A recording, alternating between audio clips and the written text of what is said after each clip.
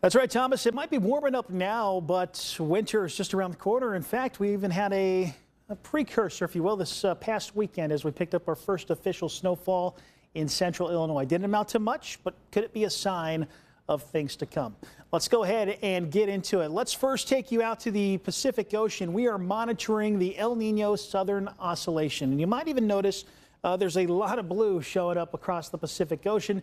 Those are sea surface temperatures that are below normal. It's the phase that we commonly refer to as La Nina. La Nina is the cold phase, El Nino being the warm phase. Well, when we're in La Nina patterns, we get a strong moisture feed coming in off the northern parts of the Pacific Ocean, but the polar jet stream tends to dip from Canada, comes right across the central part of the U.S. This sets us up in a fairly active and volatile weather pattern across the Midwest. So it's not unusual for us to end up with above average precip during La Nina winters. The same can be said across the Pacific Northwest. Meanwhile, the southern U.S., being detached from both the Pacific and the polar jet stream, tend to end up a bit drier. Under an El Nino pattern, the south tends to get a lot wetter during the winter months. Now, how about those temperatures? Well, if you were to average all those La Ninas together, we end up with cooler temperatures, cooler than normal temperatures across the north, and warmer than normal conditions across the south. This year, we're in a weak La Nina pattern, and that's probably going to be a big driving force in our weather. But the word of this upcoming winter is volatility.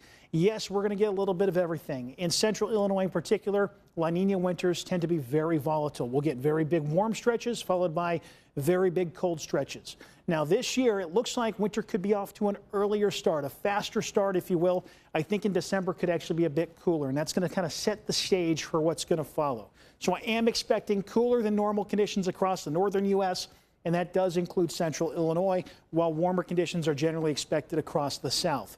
When it comes to precip, I think the Midwest, or at least much of it, ends up with above average precipitation, while those in the south end up with below normal precip. Now, here's my bold prediction for central Illinois this upcoming winter.